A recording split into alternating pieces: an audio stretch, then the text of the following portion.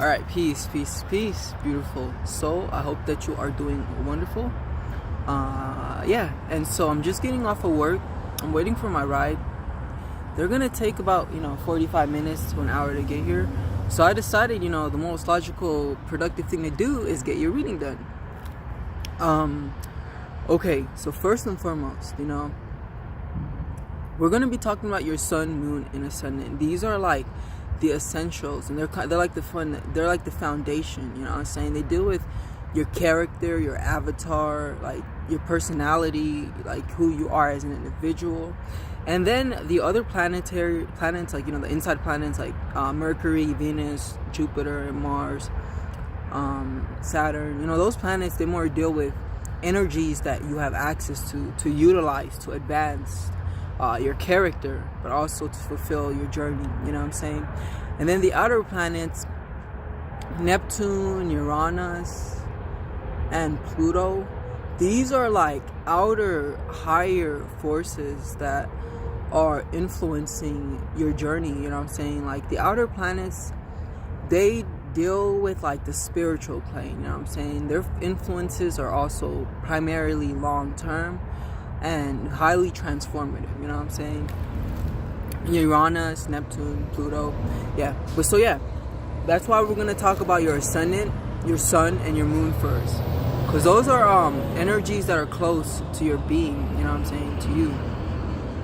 Okay, so let's begin by talking about your sun. So your sun is in Gemini in the 12th house. That's awesome. I didn't know you were a Gemini like me. And then your ascendant is in Sagittarius in the 6th house. You know what I'm saying? So there's somewhat of an opposition going on over here. We'll get more into that later, if that's even a thing. You know what I'm saying? Because it depends on the degree, but from what I've seen, I think they are at a close orb to each other, to oppose each other.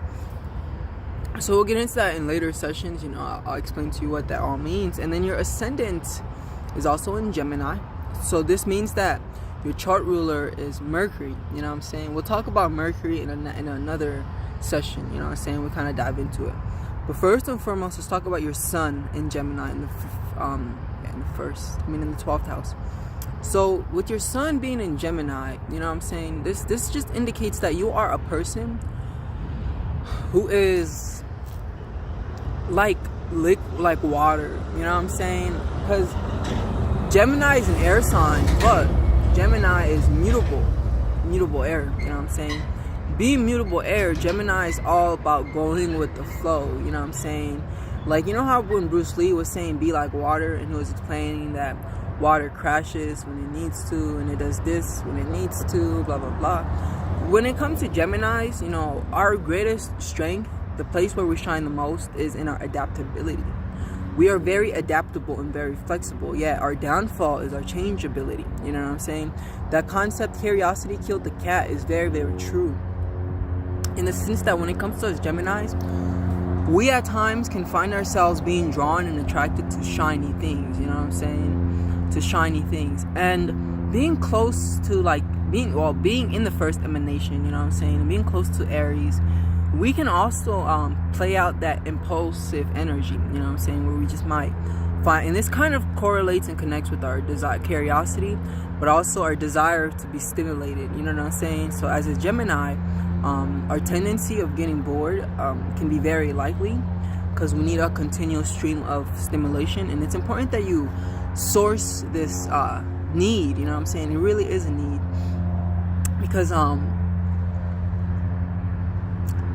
it's like, as Geminis, if you're not productive, if you're not doing something, if you're not giving your mental energies, mental currents channel to flow into, then it'll start to kind of play out destructively in a worrisome, overthinking type of energy. You know what I'm saying? But I want to go back to what I was speaking upon in regards to the weakness and the strength. You know what I'm saying? So I did say that our strength is in our flexibility, but our weakness is in our changeability. One thing that can happen for us Geminis, that we can see this, is in the change of, let's say, careers, or let me not even go as deep as career, but let's say activity. You know what I'm saying? We might find ourselves picking up something and then a minute later getting bored with this or putting it down. And this is why Geminis are considered the master of all the jacks of all trades, but the masters of none. It's important that you learn to find a couple things that you are passionate in, you know what I'm saying, and you hone and focus your energy on that. Now, with your sun being in the 12th house, we'll get back into Gemini energy a little bit later, but with your sun being in the 12th house, you know, this is a house that deals with spirituality.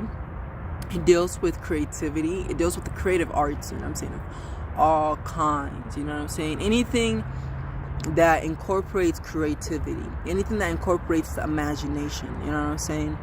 These are all things correlated with the 12th house.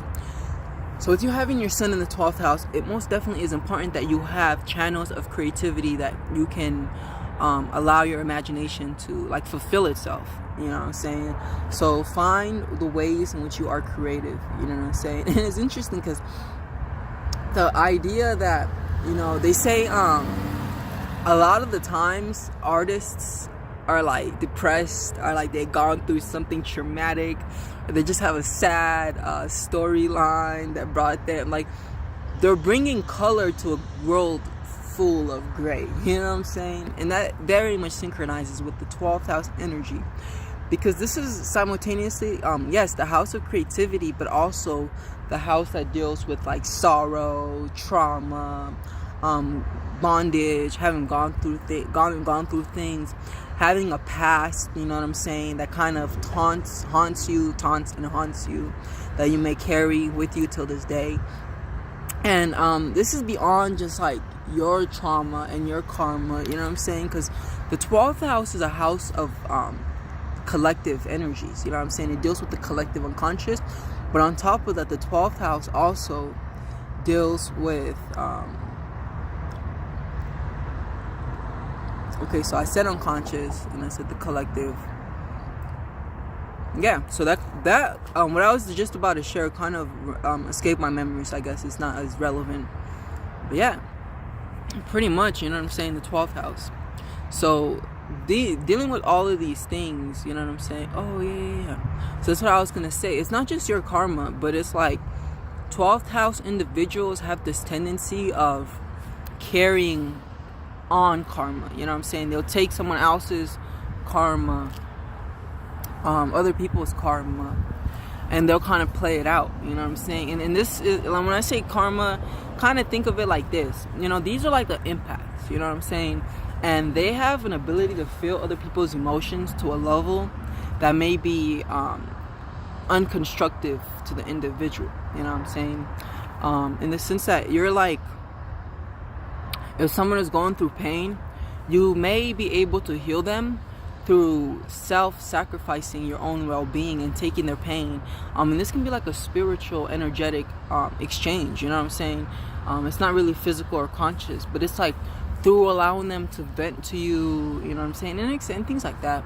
And this and the third, you know what I'm saying, they start to feel better. And it can even play out to an extreme where it may be like, you may find yourself in scenarios of bondage.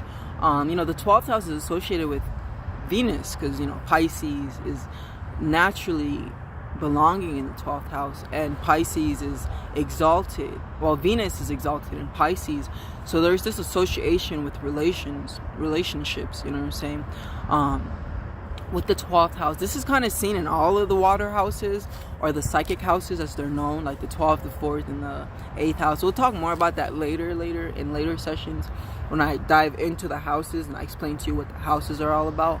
But right now, all you need to know is that the 12th house is a house of selflessness. It's self-sacrifice, and it's self-transcendence, you know what I'm saying. And then this is the sun.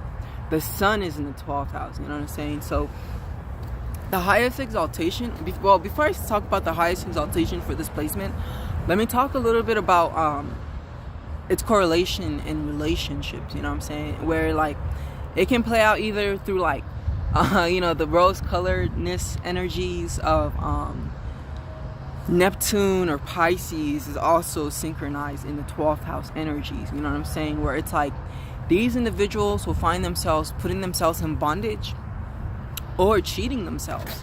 It kind of plays out two ways. You know what I'm saying?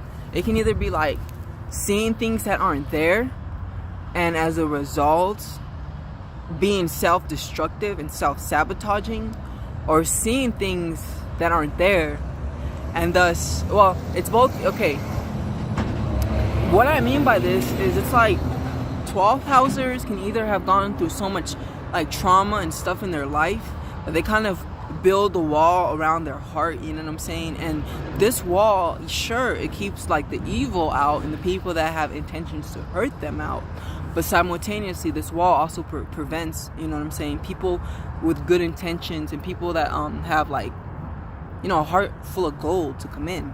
So it's like this dualistic energy, you know what I'm saying, that one needs to learn to work out through learning to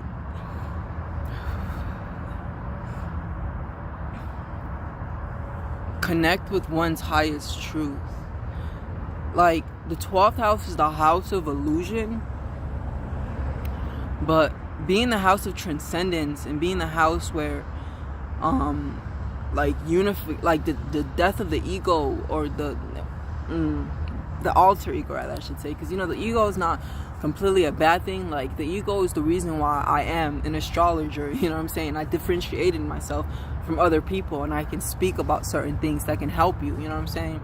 So the ego is not completely bad, but there's the alter ego, which is who and what we think we are, you know what I'm saying? I recently had a shattering of my ego, you know what I'm saying, who I thought I was, and who I thought I was, etc.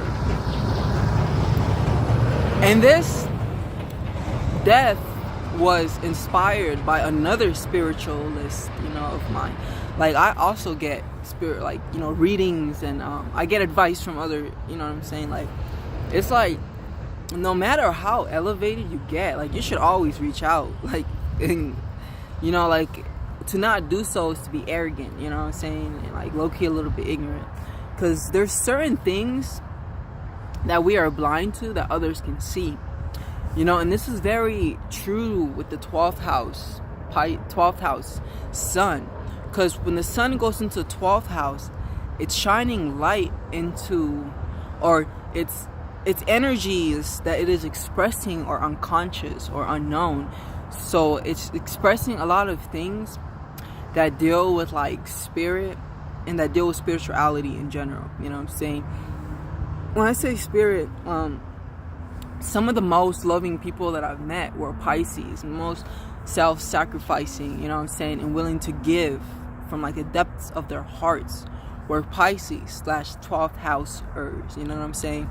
And like the highest exaltation in this world, I believe, is selfless action, you know what I'm saying? Because to act selflessly is to realize that you aren't separate from that person, you know what I'm saying, and you guys are but cut from the same cloth, you know what I'm saying? That is a very high expression. That 12th house energy can truly play out. Now the problem here with the 12th house energy is to ensure that you're not taking on more than you can chew, to learn to understand your limitations, and to start to create realistic boundaries, you know what I'm saying? And this can even be like for your dreams and your hopes and your aspirations. It's kind of like this: we need the 12th house, right, which is the house of imagination, spirituality, all that good stuff. But simultaneously, we need the 6th house, or the Virgo energy. It's like the saying from, you know, the Bible that goes, faith is worthless without works. You know what I'm saying? Like, you should have faith 100%, but you should also apply and put work behind that faith. And that's where like the polar house of the 12th house can reveal to you. And this is the 6th house, you know what I'm saying, which you have your moon in, so you're well balanced, you know what I'm saying? That's the cool thing about having an opposition versus a square. A square is just like, yep, you got lessons on lessons on lessons that you need to learn. But then an opposition, it's kind of like, these are the two energies you need to balance. And it's like, here it's not so, there's not so much friction, because what happens here, it's like a yo-yo game, or like a yo-yo game, or like a tug of war, you know what I'm saying, where it's like you're either pulling towards the 6th house, which meaning you're either holistically concerned about your work and your health and your physical manifestation and things like that, or you're wholly ungrounded from the physical world and you're wholly focused on, you know, spiritual things, and like going delulu, you know what I'm saying, delusional type energy. So the cool thing about this, though, with you having your moon in the 6th house and your sun in the 12th house, there's a balance here. Now let me explain a little bit before I go deeper into the sun in the 12th house Gemini energy. The moon is like your core essence. It's who you truly are. It's like a manifestation of the soul, you know what I'm saying, which is the soul driver, the one that is aspiring towards its purpose, you know what I'm saying, because we're all here to actualize our soul's purpose, you know what I'm saying, and your moon really helps you reveal what that is. Now, your moon is in the 6th house and your moon is in Sagittarius. With your moon being in Sagittarius, this is an indication that naturally you are a philosophical person, because growing up, I'm pretty sure, I think you shared this with me, you grew up in a religious family, you know what I'm saying, so boom, you were exposed to religion at a young age, you know what I'm saying. But the moon is a feminine planet, you know what I'm saying. In astrology, we consider it a planet, even though it's not a planet. It's a feminine celestial orb or celestial body.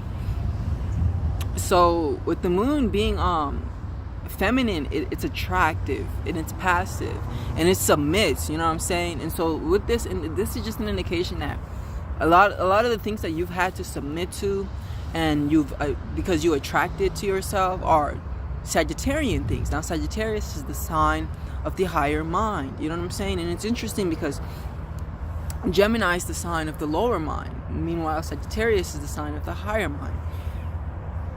And so you have access to both the higher and the lower minds. And so don't completely think of it as a bad thing, but more so think of it like this. So Gemini is like K through 12, you know what I'm saying? Or Gemini deals with the physical environment, right? So peep game, because you're a Gemini, about the things I'm saying about Gemini. So that Gemini rules the lower mind, but in the sense that it deals with your physical environment, your immediate environment, that is, and your interaction with it, and the skills you develop through through interacting with, because it's like the 1st house and the 10th house, you know what I'm saying. The 1st house is the house of the personal life, you know what I'm saying. These are how you spend your personal, like how you spend your time personally, like your interests, who you are as a person, you know what I'm saying, how you play, how you portray yourself to be, the energies that I wouldn't say you're most comfortable in, but these are just energies in general that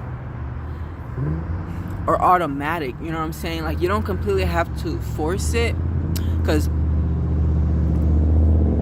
your sun is like your actions, you know what I'm saying, the things that you are acting upon.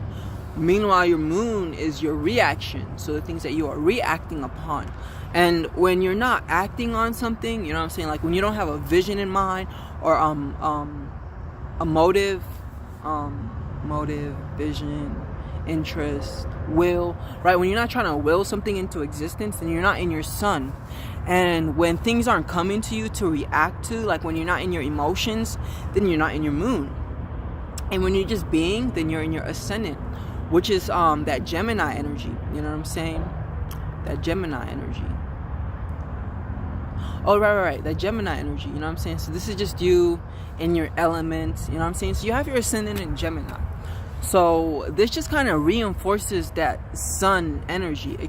Yet the only thing here is that you have your sun at 20, like I think it's 23. It's later degrees Gemini, you know what I'm saying. For sure. So yeah, okay. I'll also say this in reference to the deacons. I'll talk about the deacons later, because I'll kind of need to refresh my mind by looking at my notes, you know what I'm saying, that I took about the deacons. But, you know, being a Gemini myself, I'm aware of the deacons of Gemini, of course. Not only that, I'm not really sure of your chart, and I'm recording on my phone, you know what I'm saying. so I can't really just exit out and check. But what I am aware of is your sun being in the first decan of Gemini and your ascendant being in the third decan of Gemini.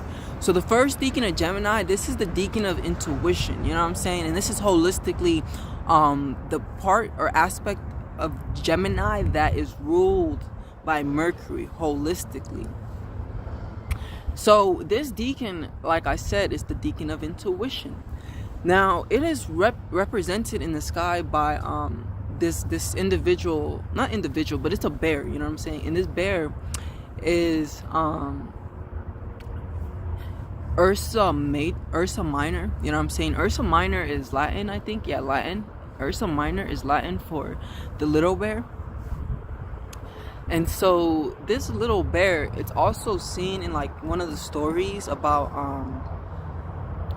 I'll send it to you because it's not coming to my mind, but in the story, you know, there's this little girl who fumbled or stumbled into hold on, give me a sec. Okay, so my apologies. I guess I wasn't supposed to talk about it. That's why yes, I had to answer a call. But pretty much when it comes to your ascendant, it's actually 19 degrees. So this is not the last decan of Gemini, but this is the second decan of Gemini. So this decan of Gemini is like Venus. It's ruled by Venus, you know what I'm saying? So it's Mercury, Venus energy. I'll get into that for sure. But yeah, back to your first decan. So in the story, you know, it just kind of goes like this little girl. In stories, like mythological stories, they use little girls to symbolize the soul, you know what I'm saying? The soul. Because typically on this physical world, you know what I'm saying? First and foremost, it's important to understand that the soul is a vibration, or it's like, yeah, a vibration. It's a vibe, you know what I'm saying? It's a feminine tendency. It's actually the ego that's the masculine aspect of the being, you know what I'm saying? Yeah, okay. And yeah, and little girl, because the soul is like evolving and developing and growing into something greater. But anyways, so this little girl, you know, she goes into like this cabin in the wilderness or something like that, the wilderness, and she finds 3 little beds, and I guess she's tired and she's trying to go to sleep. She checks for the biggest bear, and she notices it's too big for her. It's uncomfortable. She checks the middle one. It's not big enough. It's not too big, but not small enough. And then she finds the smallest one, and she's like, this is perfect. And so that little bed that the little bear was occupying in is what signifies this deacon, you know what I'm saying? This is the deacon, this deacon deals with, hold on, I'm thinking. Yeah, this deacon, with that, you know, was depicted in the story is the deacon that you have your sun in. And the reason why the soul, or depicted by the little girl, was comfortable in this, it's because there's certain truths that reason cannot touch, you know what I'm saying? Like science will never reach, like we will never ever be able to grasp certain ideologies and certain realities with our physical senses and just using reason alone, you know what I'm saying? Which is the last deacon of Gemini, which is my deacon. We need intuition, you know what I'm saying, to reach the truth, you know what I'm saying, to truly grasp and understand and synchronize with the truth. Now, I'll also say this, Ursa Minor is depicted next to the North Star, which is like the star of truth, and it is the only, because like the Big Dipper or Ursa Major is also depicted around the North Star, you know what I'm saying, the deacon of reason. But the thing is, Ursa Major is just hovering around. It can't touch, you know what I'm saying, it's not touching the star. It can't touch the star. But Ursa Minor is touching the star with its tail. This just kind of depicts and indicates that this is the deacon, or intuition is what can get us to truth, you know what I'm saying? There's certain realities that we need to intuit. And so I say all that to say that it's important that you learn to listen and trust your intuition. And I'll even take it as far as to say it's important that you learn to develop your mental faculties. Like, it's the last deacon, the deacon of Ursa Major, or my deacon, the Saturn Mercury deacon, where the development of the mental faculties is of essential, developing clairvoyance, clairaudience, and just becoming sentient in the spiritual world, but from a perspective of doing research and applying science to the spiritual plane. But when it comes to this deacon, it's kind of like off the bat you're naturally already intuitive, and you can already read and pick up on things, right? And you know certain things without knowing how you know them. And this is the gift of the Gemini energy in general, because Gemini is the sign which in esoteric or evolutionary astrology is depicted as the channeler.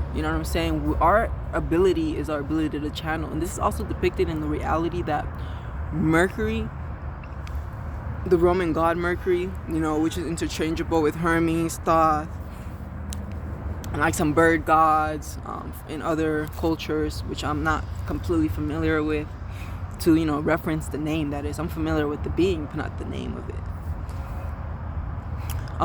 These beings, right, Thoth, Hermes, Mercury, have always been depicted as the messenger gods, the ones who have one foot in each world, so yeah, that is already a natural given with your sign, Sun in Gemini. But then you have your Sun in the 12th house, which is the house of spirituality, the spiritual world, and things like that. So it's also important to understand that you are greatly influenced by the spiritual plane, and you're influenced by your spiritual I'm thinking your spiritual company and your spiritual environment, in the sense that we are always surrounded by beings in the spiritual plane, and a lot of people not distort, but they confuse by making spirituality complex. But it's as simple as thoughts and emotions. You can understand your spiritual company or the environment you are in spiritually according to your thoughts and your emotions. How are you feeling and what are you thinking? Certain beings will desire to invoke negative thoughts onto you, whereas other beings of a higher nature will guide you towards higher ways of thinking. But the thing is, and the reason why the 12th house is primarily a negative house, it's because the spiritual plane, spirituality, is mostly a feminine thing. It's like a feminine.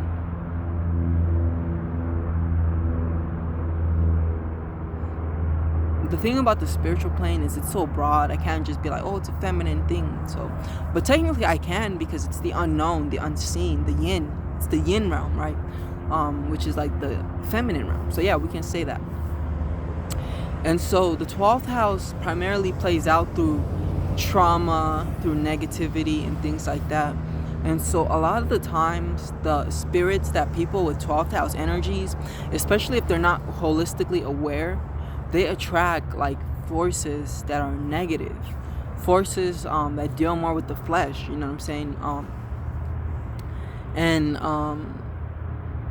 I forget which religion this is, but there's a religion out there that perceives the physical body and the senses as different demons. And the justification is that we cannot sin without our senses. We can't sin without touch, without smell. Can I say smell? How do you sin with smell?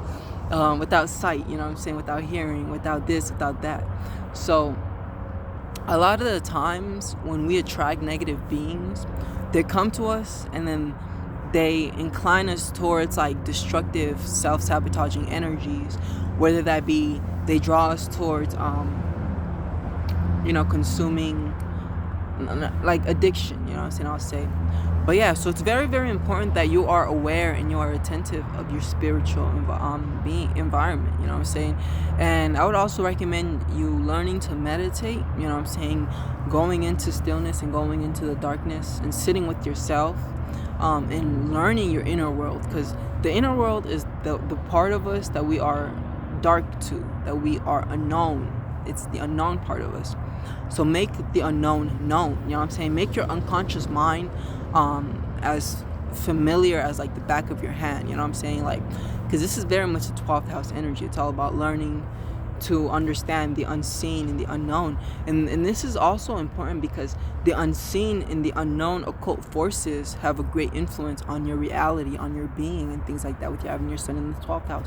Because what the sun does is it vitalizes, you know what I'm saying? So whatever house the sun is in, it brings vitality. Whatever sign the sun is in, it brings vitality as well. So it's important that you develop your mind, you know what I'm saying? You develop your brain, and also you develop your brain, your mind. Your brain is just hardware. Your mind is the software, you know what I'm saying? And I would recommend that you focus on becoming like the greatest mentalist ever, you know what I'm saying? Like, that should be your priority and your focus, to truly become great in the mental world, but simultaneously leverage your intuition, you know what I'm saying? Don't always feel like before you do something you have to concretely contact the information. Just be aware that there's certain things you may know that you don't even need to worry about how you know it. Like, you just know it, you know what I'm saying? And that comes with the Gemini energy for sure. And then with your 12th house, it's of importance that you learn to cultivate your imagination and your visual abilities, because the 12th house, it's connected to Neptune, and Neptune connects or deals with the astral body. And the thing about the astral body is very, very sensitive. It adapts and it changes. It's continuously adapting and changing according to the thoughts and emotions you have.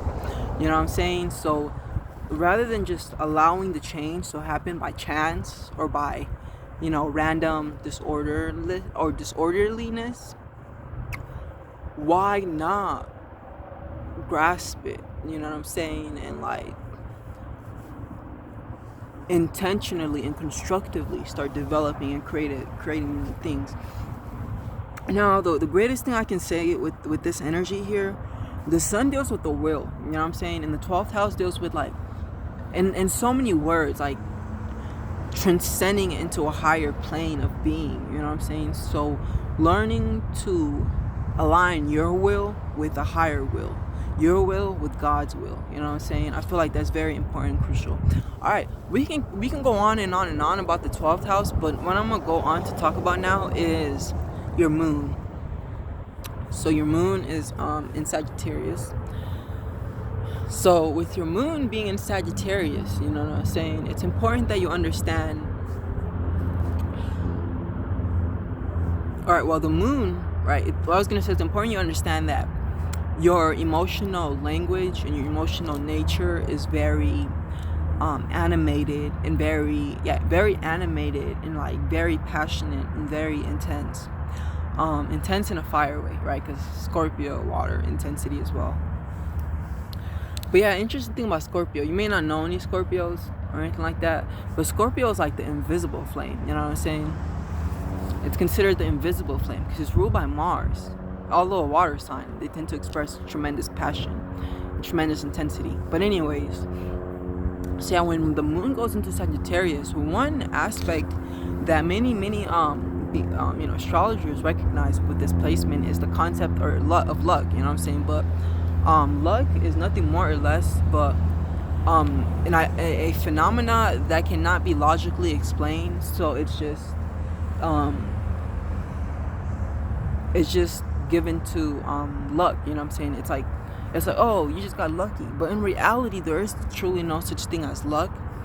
Every single thing that happened is not coincidental. It's not chance, but there is a cause and effect.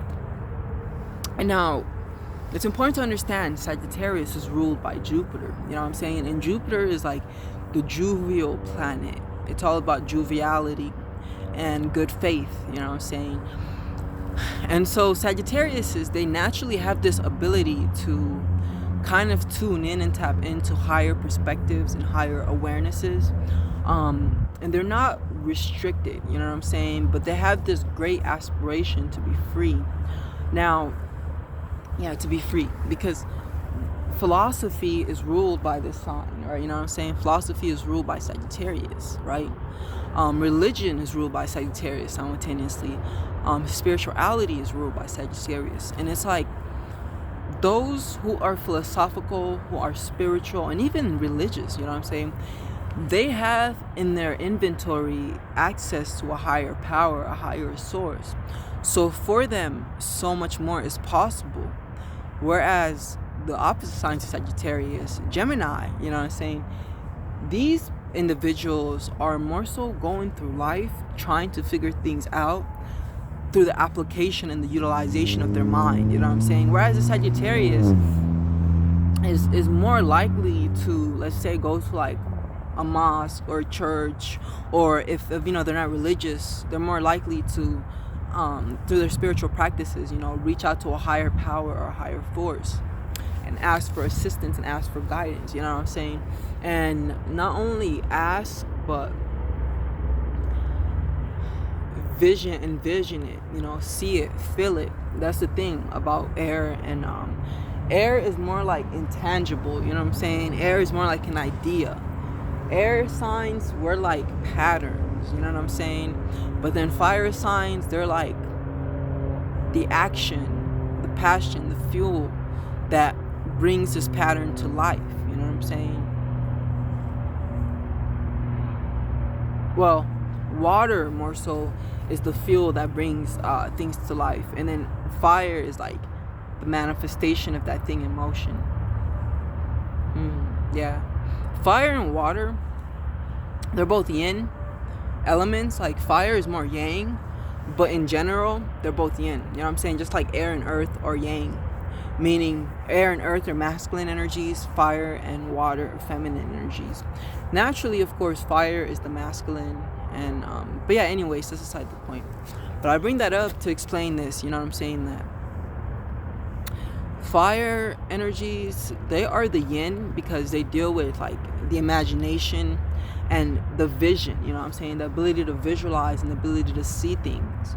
The key phrase for Sagittarius is I see, and it's all about sight, you know what I'm saying. And Sagittarius is mutable fire, so mutability, like Gemini, right? Because Gemini is also mutable energy. So for something to be mutable just means that it's adaptable and changeable and flexible, you know what I'm saying? So Geminis, we're adaptable, changeable, and flexible when it comes to our mind, you know what I'm saying? When it comes to our thoughts, when it comes to our thoughts and our ways of thinking. Whereas Sagittarius is adaptable and changeable in the fire element. Fire is all about experience, you know what I'm saying? So Sagittarius are open to experiencing. Now the thing is, we are all, as it's said, children of God, you know what I'm saying? And we're all here experiencing, and it's like you want your child, right, to be something you can be proud of, someone you can be proud of, right? And you also want to ensure that, like, if necessary, your child will like be useful to you or like carry on your legacy, you know what I'm saying? It's the same concept with like the Sagittarius energy. Yeah, the Sagittarius energy, in the sense that Sagittarius, because they're open to experiencing life and they're not rigid, God can express through Sagittarius more than other people. Because, you know, Sagittarius is adventurous. They're up for the journey, you know what I'm saying? They're like do and then think later type energy, you know what I'm saying? And they allow themselves to have the experience first before they decide if they enjoy or if they don't enjoy, you know what I'm saying? Whereas I feel like the Gemini energy, and this is why, you know, Gemini doesn't like to be in Sagittarius's ruling planet, Jupiter. Geminis, you know, we have the downfall of overthinking things to a point where we might overthink ourselves out of something good. Meaning that we may make up our minds about an experience before we even experience it, before we even touch it. And that's very negative, you know what I'm saying? Because there are certain things out there for us, and that's like the concept or the saying, lean not solely on your own understanding, but lean on mine, you know what I'm saying? Not word to word, but there's a verse in the Bible that goes like that. You know, it just explains that sometimes your understanding as a human being is restricted and limited. It's like sometimes you need to go through things, and there's a greater reason, and just have faith and lean on the awareness that there is a good reason for this. There is a greater intellect and knowledge that you just don't understand and that you're just not aware of. You know what I'm saying? I hope that makes sense. So yeah, so like that's why, like, when it comes to the Sagittarius energy, you know what I'm saying, these individuals, they can be perceived as lucky, but it's not so much that they're lucky, it's more so that they're open to experiencing life, you know what I'm saying? They're not rigid, and they don't think themselves out of experiences, so they don't think themselves out of their blessings or whatever. So yeah, that's one thing. I said all that to say that, you know, Moon and Sagittarius is they tend to be perceived as lucky, or like just blessed, or like there's a higher force guiding them or whatever, you know what I'm saying? So it's important for you as a Sagittarius moon that you have some sort of like faith or devotion, you know what I'm saying, or illumination, exploration, I think exploration, illumination. So this is the second decan of Sagittarius, Aries, exploration. Oh yeah, okay, cool. So this is actually the second decan of because you have your moon at 17 degrees, you know what I'm saying? Your moon at 17 degrees Sagittarius. So this is the second decan of Sagittarius, and this is the decan of exploration, you know what I'm saying? So this just indicates that in this life, it's important that you enable and allow yourself to explore your emotions, and explore like the experiences that come to you as a mother, you know what I'm saying, and explore your mind even, right? Moon in the 6th house. Now, this is also moon, I just said moon in the 6th house, so moon in Sagittarius, right? Exploration.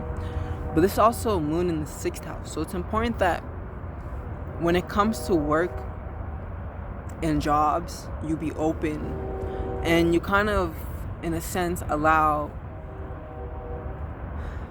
yourself to be open enough to be taken where you are needed, you know what I'm saying? To be taken where you are needed, and don't try to control things, and don't try to be so rigid. I mean, you should definitely try to control things, but it's like sometimes, and this doesn't even have to be jobs. This can just be like, maybe you're called to serve, you know what I'm saying? You're called to be selfless one way or another, you know what I'm saying? Like, do it in faith and understanding that to do such work is to do the work of God, you know what I'm saying? Or however you reference the higher being. But yeah, you know, that's pretty much like the moon in Sagittarius. So just general things I can talk about, like with the moon dealing with emotions. These are people that have an ability, you know, because the moon was just in Scorpio. It's debilitation, so it's not really debilitating no more, but it still has this somewhat imbalanced tendency of feeling emotions on extremes, you know what I'm saying? Like, people with the moon in Sagittarius, typically, because, you know, Sagittarius is ruled by Jupiter, typically these are jovial, upbeat, happy-go-lucky, positive individuals, you know what I'm saying? And they have an ability to bring great, like, sunshine or sunlight to people, and people enjoy being around these folks. But it's like, when it comes to Jupiter's energy, it's all about its debilitation is indulgence, like its downfall is indulgence, like overdoing things, right? Being overly expansive. So it's like there are highly positive and amazing and good energies to be around when they're on the positive end of things, but simultaneously they can be like very destructive, you know what I'm saying? Very like destructive, what's the other word? I think I'm trying to use the word combustive. Like, they can be explosive, you know what I'm saying? So just be cautious that you don't do that too much. Like moon and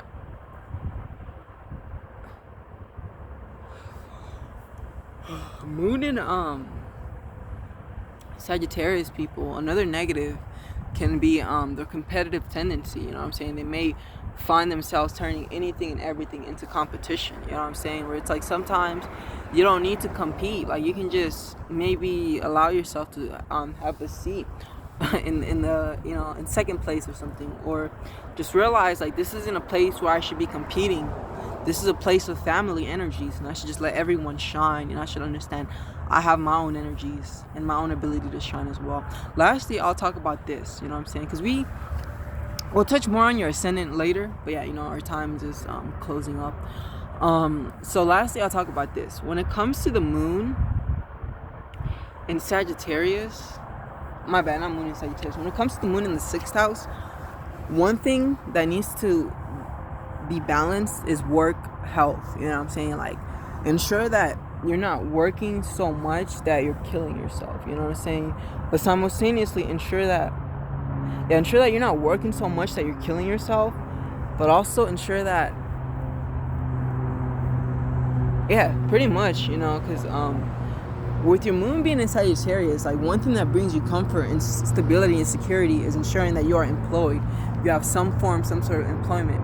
But it's important that you don't overdo it to the point where you find yourself not being able to work, not being able to make money because you were working and working and working to the point where now you're sick and now you're ill. You know what I'm saying? The 6th house is the house of work, but it's also the house of health. So it's important that you have health routines and health regimens. You know what I'm saying?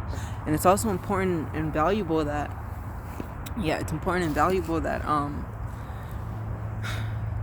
you don't neglect your health, I guess is all I gotta say.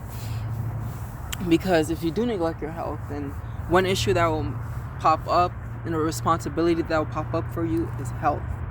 You know what I'm saying? And so just be conscientious and be cautious. And I think with the moon in the 6th house, right, being being a planet that deals with health, it's important that you don't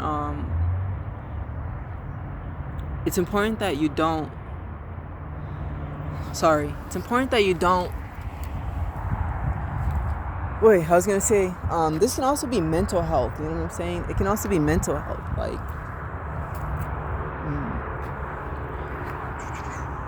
mental health. You know what I'm saying? Making sure that your mental health is good, and this is reinforced by you having your sun in the 12th house as well. So ensure that your mental health is stable, and you do things for your mental health, like getting your birth chart decoded is very good. It's a great contribution. It's a great contribution to your moon in the 6th house, but also a great contribution to like your 12th house energies. But for sure, that pretty much concludes this session. I'm so happy that I did it. My ride is approaching, and also we pretty much did what we needed to do. Namaste. I hope you have a beautiful day, my friend. Peace.